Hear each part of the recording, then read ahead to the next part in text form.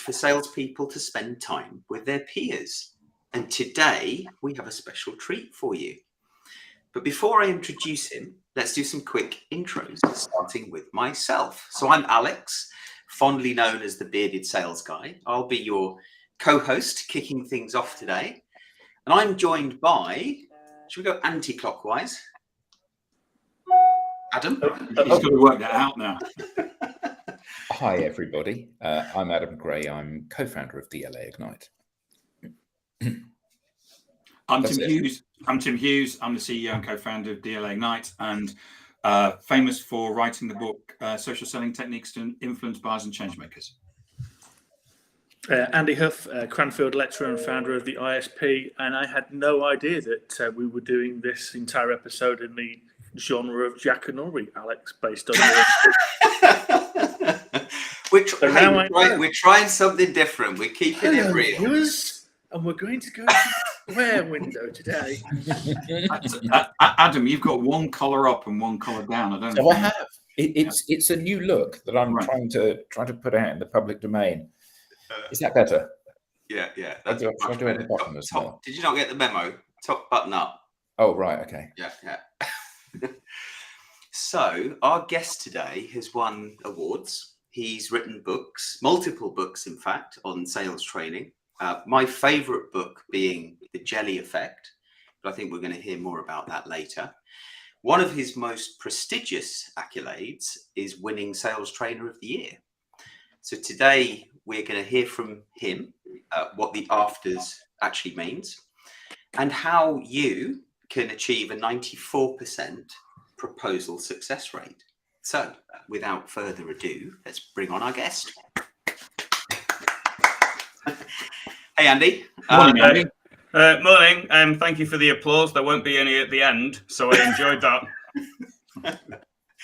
So Andy and I go back many years. So Andy, I was kind of, lucky enough to be trained by Andy many years ago when I had, no grey in my beard, not less grey. And there was one thing that I remember that stuck with me throughout that time, and it was the story you told us all about your blind mum.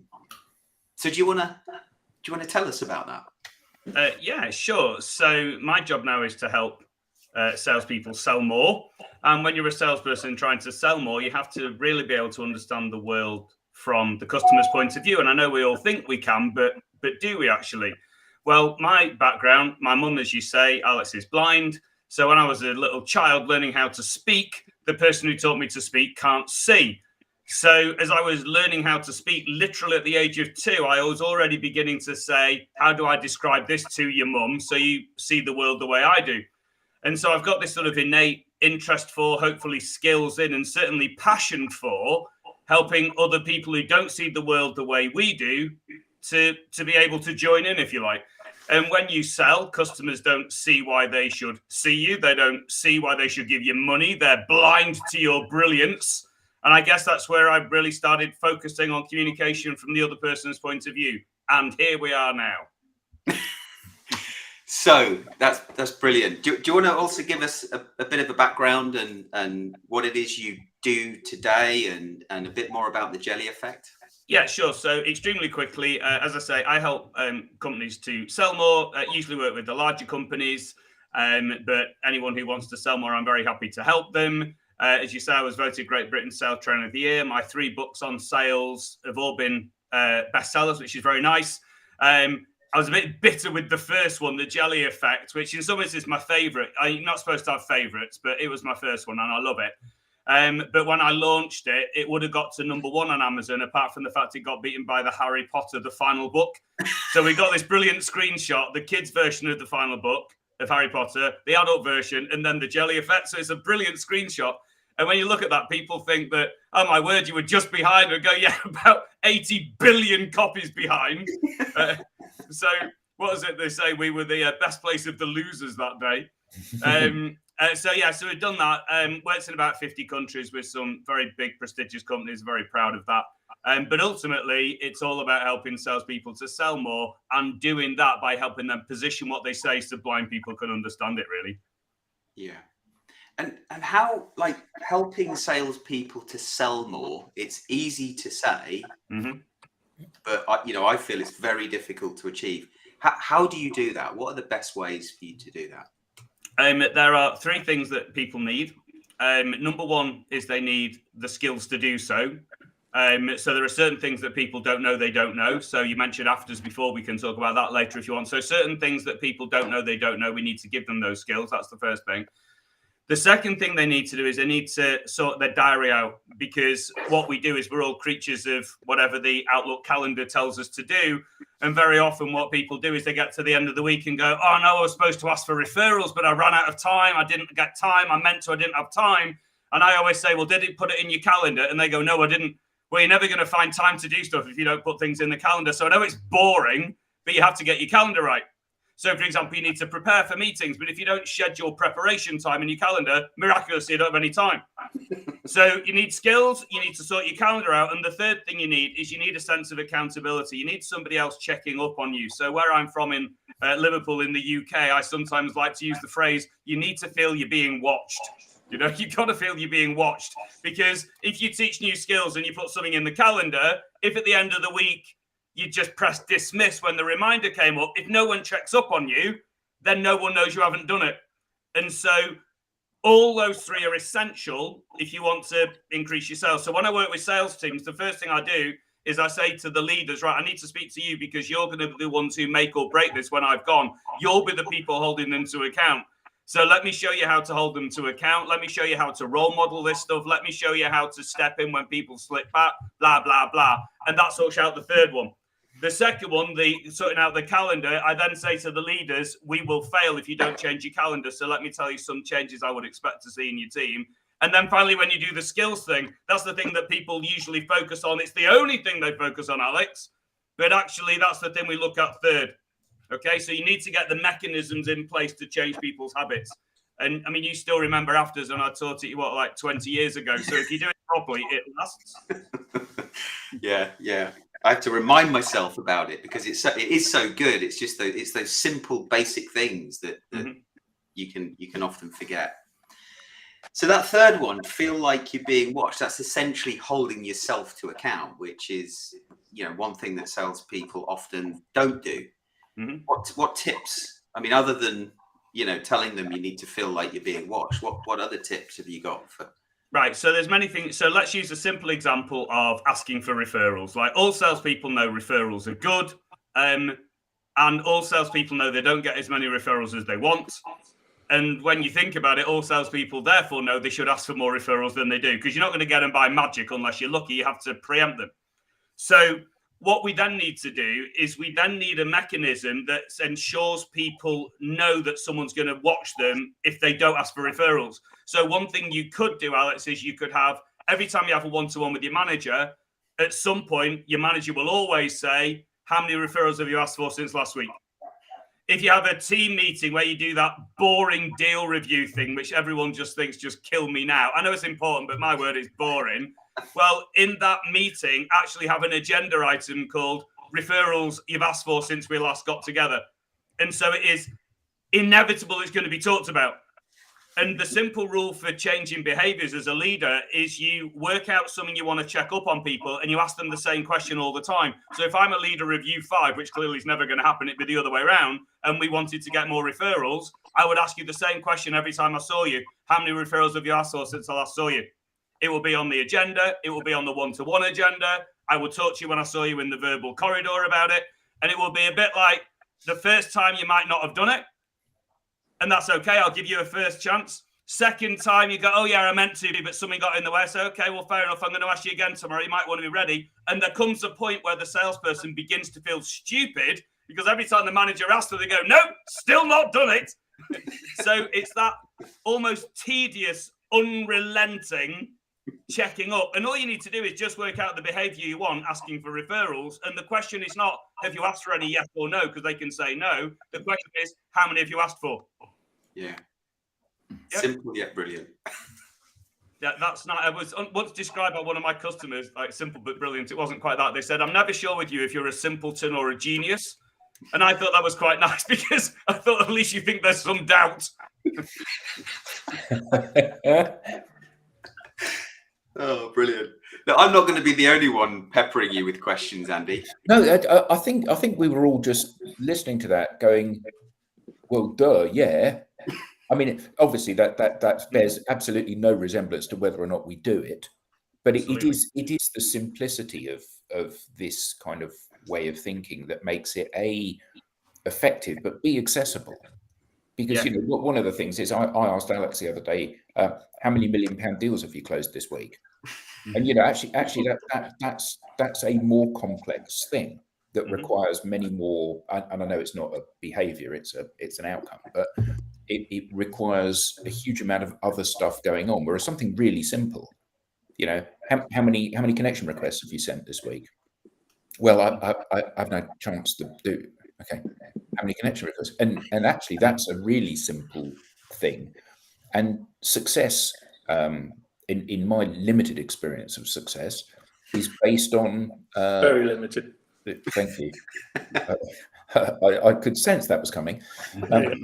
It is based on the repetition of simple actions, and the difference that we see between success and failure with our methodology and other people in this space is that we win because we're very good at executing on this stuff. And eventually, we see competitors getting a bigger and bigger and bigger share of voice, and then all of a sudden they disappear again because they're pushing towards that objective, and then it just kind of all falls away. And the success of doing this, just repeating it over and over and over and over and over again, it builds that basis, doesn't it? Like getting fit or running a marathon or whatever it may be. Yeah. So there's a comment there from LinkedIn user. Just so you know, the reason why you're coming up with LinkedIn user is because you haven't. There's certain conditions you have to set in LinkedIn to say that you're willing to share your data. So the comment there from LinkedIn is it's always the simple stuff. Everyone wants a silver bullet for some reason, but actually is very, very simple in terms of. So LinkedIn user, it's always the simple. Come on, producer, put the right comment out.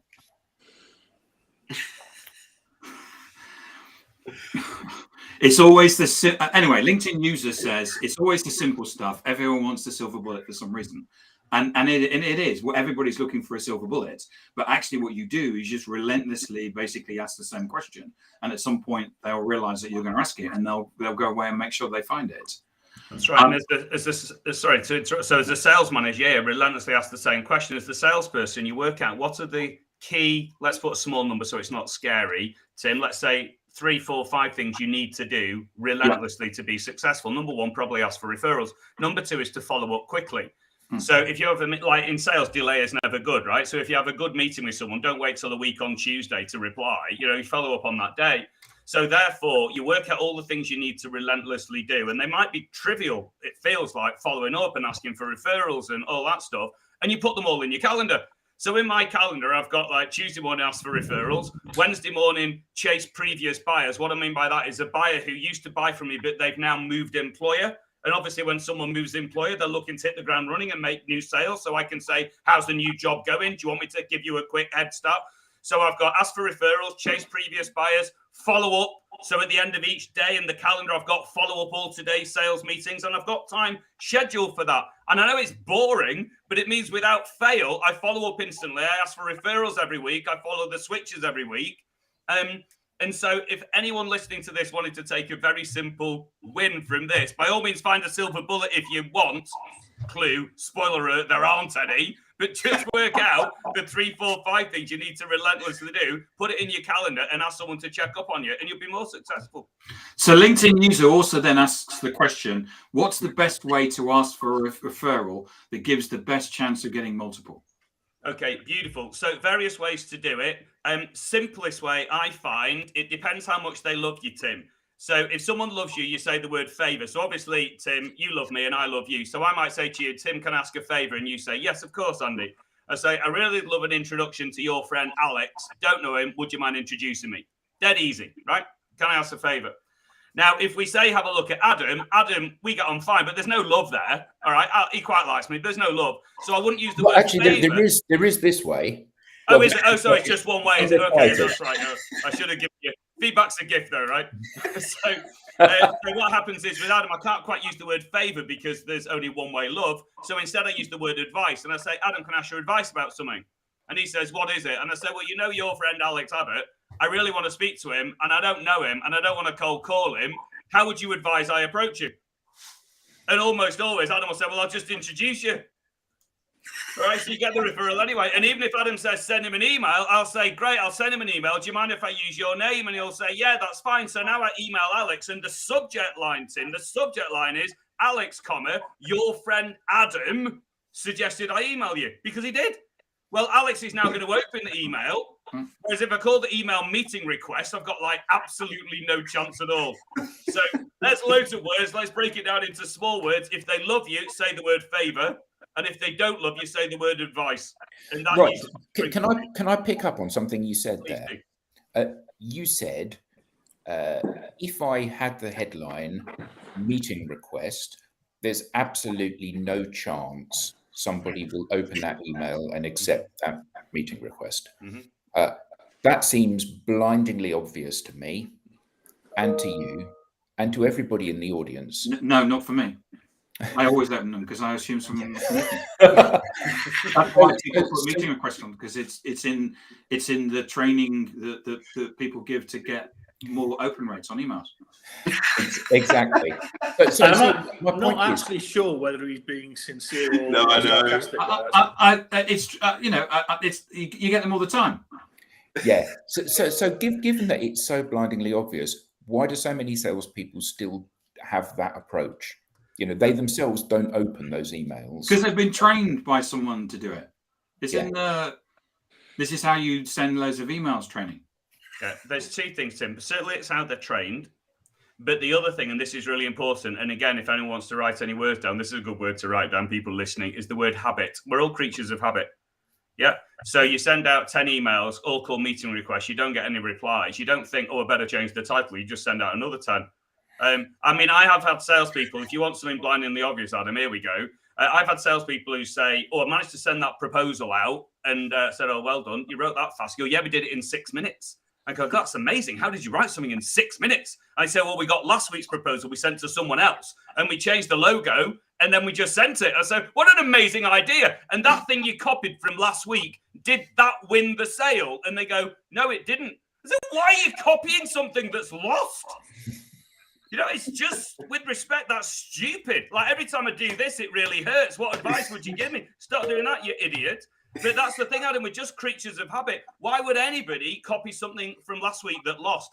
Why would anyone turn up to a weekly update meeting that they knew was going to be boring? You would do something to change it. But we're just creatures of habit. I mean, I've had people say, Andy, I've written 9 emails to this prospect. They haven't replied to me. What do you think I should write in the 10th? And I go, stop emailing them. Do something else.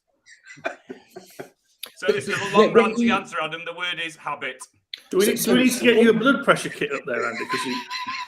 Yeah, I had a full head of hair this morning. I'm just going over we could well have our first seizure on TV. That would get the viewing numbers even higher, wouldn't it? Yeah. When you do that, when you're having a conversation with somebody that you're training and they go through that, I've sent 9 emails, what should I write in the 10th? And you say, well, stop emailing them, you idiot. How often does somebody go, of course, I get it. And how often do they kind of look at you oddly as if to say, well, of course I'm going to email them a 10th time. It's just about getting the script right. I might phrase it slightly differently than you idiot. But yes, you get some people who go, oh, there's another way. I didn't know. Thank you. What is it? Yeah. And you get some people confirmation bias and they go, no, emails have got to be the way. So if somebody says, I think you'll find emails got to be the way, I then have to be able to deal with that. And then it's a coaching thing to say, well, it might be the best thing, but in my experience, if you want to find the best way to do something, find 3 or 4 options and then choose the best one. So one option is send email 10. Let's see, come up with another 2 or 3 options. And then we can choose. At the minute you're choosing from a sample size of 1, email's good, everything else bad. Let's at least open up the discussion in our minds. Yeah. And then, of course, you can say, well, why don't you go on LinkedIn, see if there's any mutual connections, go to your mutual connection and ask for a referral. Yeah. Why don't you go on LinkedIn, see if they posted? So let's say someone you're trying to target posted something last week called lockdown was better, because they suddenly realized they hate all people. So they wrote this big post saying lockdown was better. You could send them an email, said, your post lockdown was better. I've got a question about it. Well, why does anybody post anything on LinkedIn? Because they want someone to read it, right? So if you say, I've read your thing and I've got a question, everybody will open it. And then you say, I loved your article. It resonated with me because I hate people too. Do you know what? I'd love to have a quick chat with you about it and see if we think the same thing. I'll call you tomorrow. Or you could send something called meeting request, or you could cold call strangers. I mean, you can do what you want, but almost always the thing we do this week is what we did last week, even if last week didn't work. So we've had there's a comment. Christopher Capon has basically said, Andy, can you mention battleships? Yes. I'm not sure. I talk about battleships in different ways. Does he just want me to talk about the game, or? I don't know. Okay. Maybe he wants you to say, you sunk my battleship or something. Okay, right. Okay, well, there's a couple of ways that I use battleships, so let's see how we go. So thanks for the question, Chris. So, but you all know how battleships works, right? You have A, B, C, D down the side of 1, 2, 3, 4 across the top, and then you just tick different things. So various ways that I use battleships is, let's say you want to have a customer intimacy program to get a bit closer to your customers, to add a bit more value to them. One thing you can do is down the left-hand side, you write the name of all your main customers, like Mr. 1, Mrs. 2, Master 3, Mr. 4. So you literally write the names on the left-hand side. And across the top, you write down all the things that you could do to add value. Invite them to an event, introduce them to a useful contact, send them some Lego, go and have a chat with them, blah, blah, blah. So down the side, you write all the names, and across the top, you write all the different things you could do to add value. And then, Tim, it's just like battleships. You just like tick them as you go. So I need to speak to Mr. A. What shall I do? Oh, I'll invite him to that event, and you tick that box, right? And then you can quickly see, oh, I've not done anything with Master C ever, so I need to do something. So that's one way to do it. Another way that you could use battleships is this. If you think about features and benefits, or products and benefits. So let's say you someone who sells 5 different products. So you list on the left-hand side the 5 different products, and then you put across the main benefits that you get from each of the products: save you time, make you money, sleep at night, blah, blah, blah. And then again, Tim, same idea. You tick each of the boxes to say which product gives which benefits. Yep. Now, that's another way you can do the battleship script, because if you're talking to someone and they say, I really want product number 1, you can say, oh, why? What do you want it to do for you? And you see which column, which benefit they're interested in. If someone comes to you and they basically say, I need to free up time, where you go down the time column, that relates to products 1, 4, and 5. And so it doesn't matter whether people come from a product angle or from a benefit angle, you can have a really good sales conversation. So hopefully Christopher meant something like that. It's when you look at things from 2 different angles. And like me and Mum, I see things from a sighted point of view. She sees things from a blind point of view. So it's working out how you can link the 2. So, Christopher, can you confirm whether that was right or wrong? Thank you. I feel quite stressed Now, Ahmed makes the comment, most of the companies at the moment do not like to lose their effort to hire people and give them training. How is this working for this kind of organization?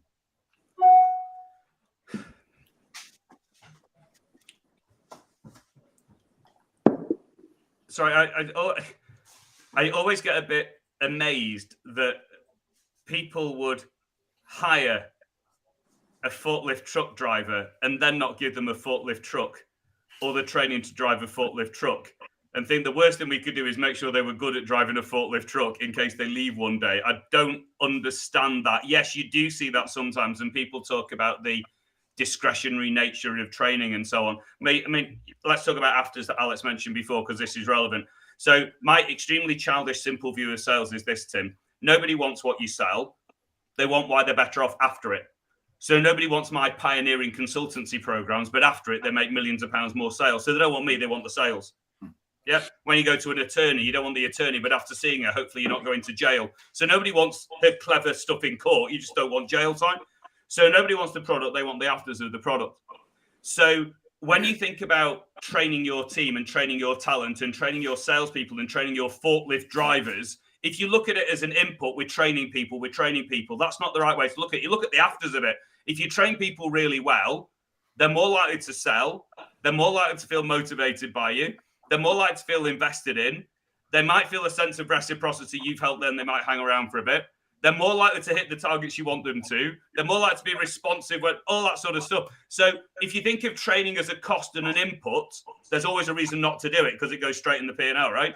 But if you realize a small bit goes in the P&L cost and a huge bit goes in sales when they go up, well, that's a good thing. So I don't have much patience with, I'm not going to train my forklift truck drivers. I just think that's stupid.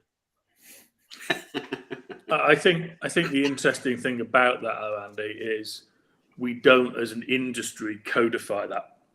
So sales is the only industry still left on the planet that basically still focuses on the number. Yes, people train, but nobody externally codifies that. So customers have got no idea of the skill set of people coming up to see them, and therefore don't necessarily see them as the forklift truck driver has qualifications, has all these various things. Salesperson in the forklift truck driver's company has zip, and he will go to every single company he goes to. We're going to train him on the same thing: negotiation skills, maybe stakeholder management.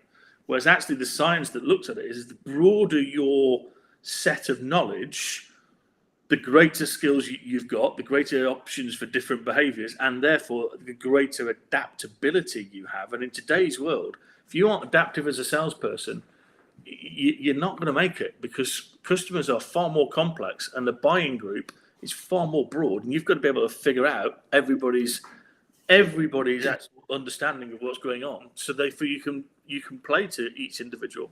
Of course, but that what you said there, Andy, and let's take the one thing I was saying before to Adam about the power of habits. What you've just said there is so right. People are in the habit of being trained on certain stuff in sales. Either they don't train them because, we don't want to train our people in case they get good.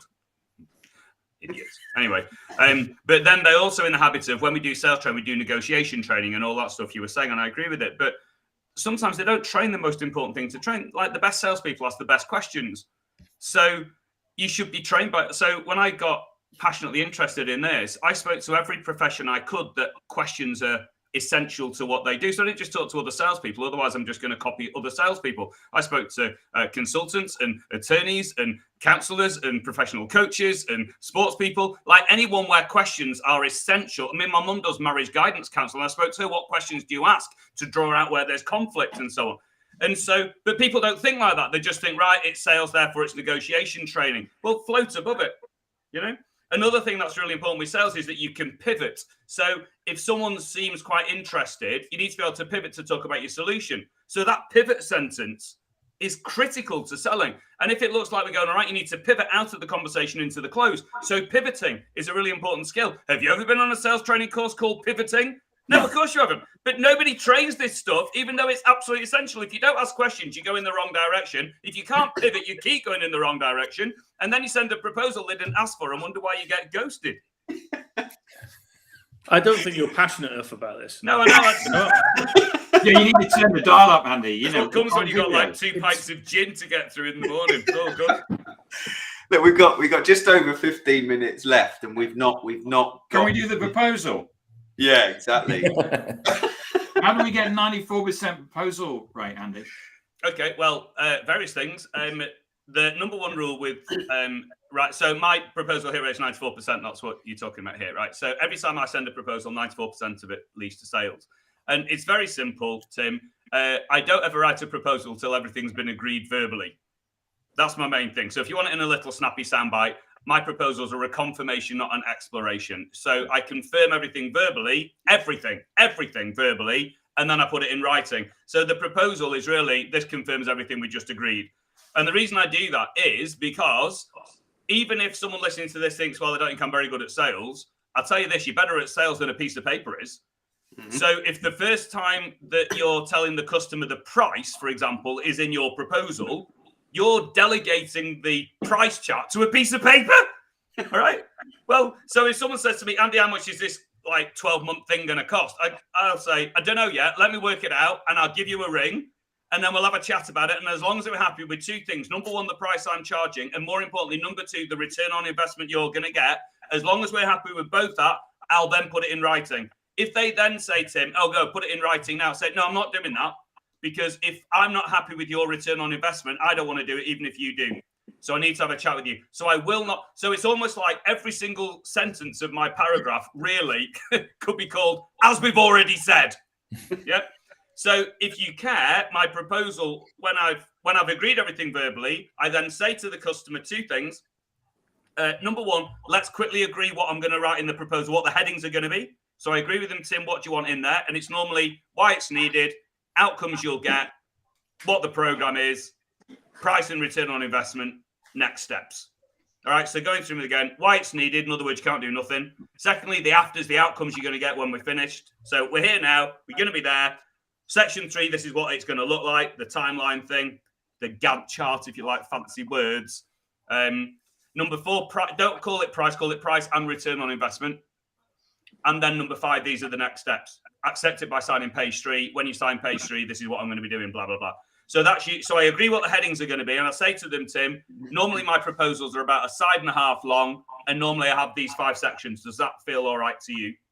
So I literally agree what the headings are going to be. And if they say, it's all right, I don't need that and that, just do that. Well, it's now half the side. And the second thing I agree, Tim, is I say the words in my experience with these things, there can often be needless delay with proposals. I send it, you read it, we play telephone tennis and a week goes past. That doesn't benefit either of us. So with your agreement, I'm going to send it you today and let's schedule a call tomorrow afternoon or the day afterward. And we can just, so I actually will schedule the follow-up call before I send the proposal. So when you think about this, you're probably thinking, why is Andy so rubbish? He only gets 94%. Because I've agreed everything. I've agreed what's going in it. I've agreed the follow-up thing. But then, as the insurance company says, I hope it's okay to use this phrase, occasionally shit happens. Right? So that's I was going to say, what happens with the 6% who don't agree? Well, sometimes they have a late change of mind. Sometimes there has been... I've sent it through and they say, I'm paraphrasing here, this is exactly everything that we talked about, but I've just realized something I should have realized in our meeting. And then, for example, they say something I didn't know. Like, we recently had a few redundancies. I'm not sure bringing in some high-priced consultants very politically sensible at the minute. So when it gets stopped, almost always it's a surprise to both of us. They've realized something they didn't know. Yeah, but it happens. But a 94%, I mean, I'm happy with that. I'd like it to be 100, but it's better than anybody else's, I know, so I'll take that. I don't know if it's me, but I'm just thinking of a night with you and John Bishop as a kind of virtual stand-up, because that would be brilliant, wouldn't it? It'd be noisy. And every now and again, Andy, I'll be saying, what do you think, John? Because I think he's hilarious. He is, but he's also, the reason I mention it is he's obviously from Liverpool as well. I did my degree there, very fond of the city. And he was in sales, wasn't he? He was the sales director. Andy was a Kirby vacuum cleaner sales guy back in the day. Wow. I mentioned that because so was I. Whether I should admit that or not is another thing. Well, it's interesting how successful you both were. Behind Andy, he's got some brown boxes and you've got the entire world. So there you go. There's nothing in them. They're just empty boxes. Yeah, I buy them by the yard. They make me look really good in front of students. It's Costco for you. It's good. There you go. Yeah. So before the proposal, Andy, how do you handle the? So we've had a Teams call. We've had a good chat. There's been some slides. We've presented some stuff, and then the prospect says, "Yeah, this is great. Can you send me a deck?" Well, I mean, I don't always do a deck, but if there was a deck and they say send you the deck, I always say, why do you want it? And they might say, well, I'll review it afterwards. And I say, well, which bits are most useful? Because I want to edit the deck based on what we've talked about. I don't just want to send you the deck. So in effect, because before the meeting, you don't quite know what's going to come up, right? And stuff comes up in the meeting. So if you send the deck is now out of date because new stuff's come up. So I might be quite assertive, Alex, and say, well, I will send it to you, but not yet. Let me go home and make edits based on what we talked about. Anything I add, I'll put it in red writing so you don't need to read the whole thing again. Yeah. But I refer to my very first thing. I don't always use decks anyway, unless I absolutely have to. Now, here's a question for everyone listening in. Play at home for fun. How does Andy find out if the client wants him to bring a deck to a meeting? I'll give you the clue. I asked them. Yes. There you go. Stop me if this is too advanced. So when I'm having a meeting, I say, how do you like to do these meetings? Do you want me to bring a few slides? Would you rather we just had a chat because it's only our first time meeting? Everyone says we'll just have a chat, so I don't need to bring any slides. Yeah. Do you want a proposal? Yeah, cool. What do you want in the proposal? Yeah. Brilliant. I just love the simplicity of this. You know, it is beautiful the way you're describing this, and Thank you. you know, it's all so blindingly obvious. Yeah, But- but So we got a not a comment silver here bullet from there. Mark McDermott. Warm introductions are truly great. You also have to have substance in the message, something that will resonate, or you run the risk of subversive and irrelevance. Yeah, well done, Mark. So I violently agree with that. So if I'm asking for a referral, so let's say in the example we said before, and you're going to refer me into Alex, what I'll do is I'll say, when you're mentioning me to Alex, and then I talk about the afters I might bring for Alex. So I want to speak to Alex because I think I might be able to help him sell more. You know, this new hybrid world Alex is operating in. He used to love face-to-face, Alex. And then when lockdown happened, he used to love that. And now it's like hybrid. He's not quite so sure. I was reading something you said about it the other day. So next time you talk to Alex, maybe if you just ask him, how confident is he that he's maximizing his sales in this hybrid world he now finds himself in? If you could say that to him. So that's answering Mark's point. So I want you to go and speak to Alex, but I want you to sort of say this. So it's almost like I spoon feed you the line to spoon feed Alex. Because otherwise, if you don't mention to Alex the benefit I can bring to Alex, it sounds like you're on commission for me. There you go. And I want you to talk to Andy. Why? Because I do. Yeah, but why? Well, I really do. And there's no benefit there. But if you say, I want to speak to Alex because I think I can help Alex with this. So that's addressing Mark's point. There has to be a benefit to Alex in taking my call. Yeah. Excellent. Yeah. So what? Talk to us a bit more about the evolution of your books. Why 3 books, and what's next? Okay, so it's a funny thing that it's really weird to think of myself as an author, because I don't sort of think I am. I've written books, but I don't think about it much. Using this afters thing, I think my job, Alex, is to be a sales increasing thing. I mean, that's my job. I'm not a consultant. I'm a sales increasing thing.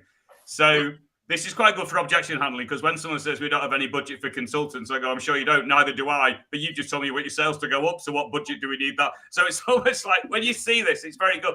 So with the books, soon after I started, someone who I respect very much said to me, you could really do with the book. You could. Your stuff's very insightful, and have a book. And I said, I'm not quite sure. And they said, but sometimes when they're hiring conference speakers, if they've got 2 fairly equal speakers, they'll go with the author. You know, it's a good. And I thought, oh, fair enough. I said, but I'm a bit busy at the minute. And he goes, but like, picture your life a year from now. Every time you get booked, you get rehired, you get loads of referrals. You're going to be more busy in a year than you are now. Go and try and write a book. So he very kindly introduced me to his publishers. I went to the publishers. And again, thinking of the magical afters, when they sat me down for lunch and said, go on, tell me about your book, I was about to say, well, I've got a pioneering new approach to sales, and I've got a blind mum, and da-da-da-da-da-da. And it suddenly dawned on me, actually, every single potential author will say to a publisher, this is my idea. Publishers don't care about your idea as much as they want to know after it, are they going to sell loads? So when they said, tell me about your book, and I said, well, I think I've got something which will sell absolutely loads because it meets an unmet need in sales. And they go, cool, what is it? You see what I mean? So you lead with the afters even when you talk to publishers. So I said, I think I've got this idea. And we talked about it and they really liked it. So then we launched Jelly Effect. That went really well. And it got like, business book of the month in bookstores, and it did well, and bloody Harry, bloody Potter, bloody beat it. But we, I'm not bitter about that. No, you don't look it. That's right. No, it's good, isn't it? Yeah, then, you're over that. That's right. Yeah. Thanks, Andy. It's good to talk to your mates. And the good thing is just the 6 of us talking. Nobody else is listening, right? So it's all good. It's just me talking to my mates.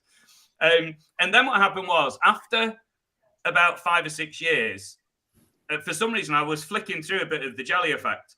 I don't know if you're aware of this, but when you take a photograph of yourself and you see it a few years later, you think, my word, haven't I changed?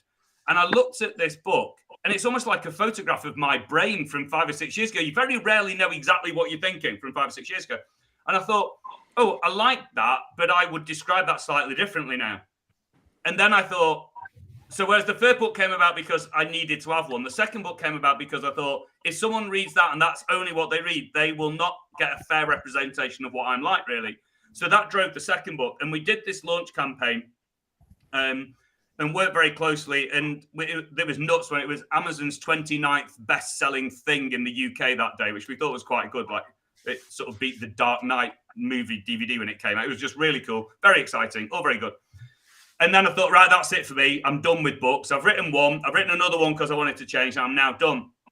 And then a guy called Richard Ruttle, used to work for Ernst & Young, very senior partner there, top guy, was talking to me. I'm a bit jealous of you because you've written books and I've got a good idea for a book, but I've not got a publisher.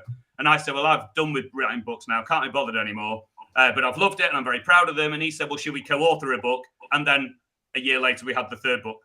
So I'm an author, but it's really weird. There was never a thing, I must be an author. It was like driven by other things. But I'm very proud of them. And I'm very proud of the effects they've had. I mean, I have emails most weeks from someone who says they've read one of them and it helped them sell more. And that's cool. Yeah. So we've got a question here from Ahmed. I would like to ask, what is the best performance standard that can be set to evaluate the sales team? Wow, really good. Well, ultimately, do they sell stuff is probably quite important. I wouldn't go with a particular, it depends how good they are. You can either measure inputs or outputs, right? So the obvious thing that most people do is measure outputs, like did you hit your target, did it, and so on. So if you feel they need a bit of confidence, start measuring inputs for a bit. Did you ask for 3 referrals this week?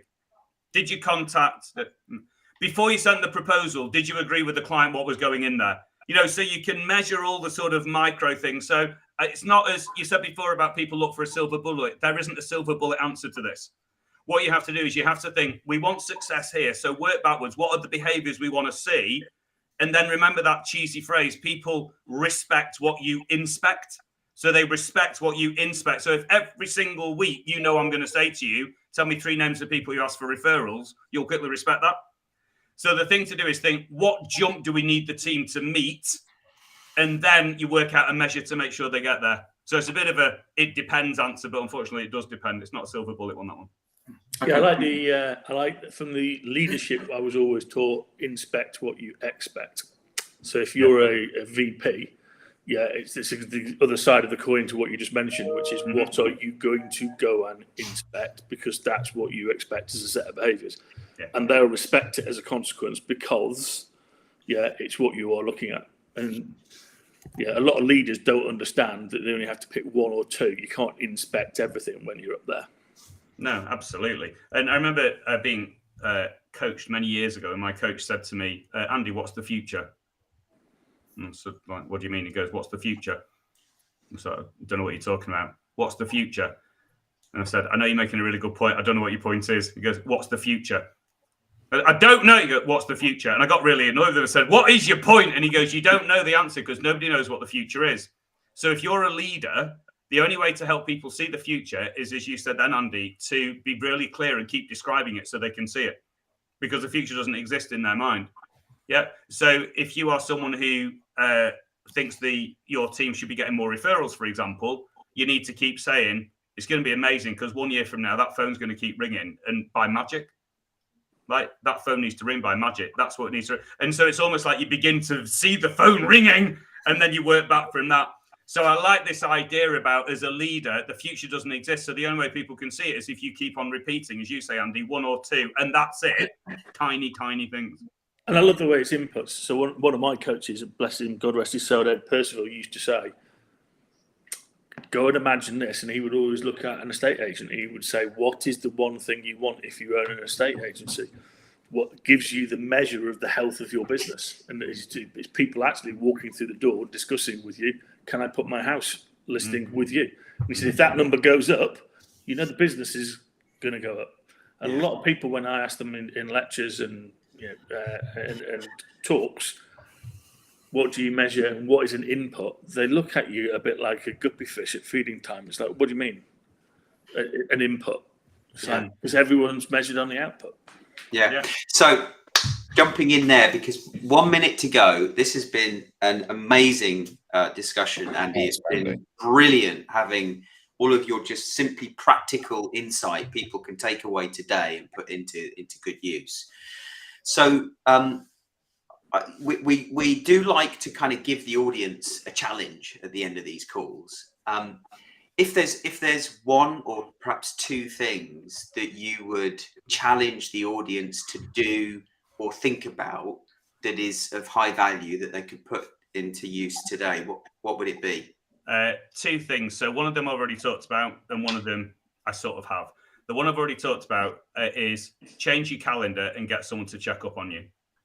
Right. So think of all the things that you've heard today, all the things you know you should be doing, but you don't always do, and get it in the calendar. If you're not very good at preparing, put preparation time in your calendar and ask your manager to check up with you at the end of the week. All right. If it's a manager listening, think, what do I wish my team were doing, and get them to change, and you check. That's the first thing. And the second thing, which is a version of what we said before, Alex, is afters early. So afters are the most important thing, the customer's future good, like they're going to make more sales, reduce costs, whatever. And then early, first impressions drive everything. So when you send a proposal to someone who wants to export into Belgium, afters early, the proposal should be called, how will help you export into Belgium? It shouldn't be called Andy Bound's proposal. Yeah. And if you set up a meeting, it shouldn't be called Andy Bound's meeting. It should be called meeting to agree the best way to export into Belgium. So do an afters early review. Look at all the types of communication you do, your meeting agendas, your meeting invitations, your proposals. Slide one of your decks and ask yourself, is there an after early? Is there something sexy up front? Because if there is, they'll want to see slide 2. And if there isn't, and you say you were founded in 1922, they already hate you. Absolutely brilliant. Thanks, Andy. Thank you very much, Andy. Thank you guys to the co-hosts. Enjoy the rest of your Tuesday, and if you are around later this afternoon at 5 p.m. UK time, we have Matt Dixon joining us. Enjoy the rest of your week, folks.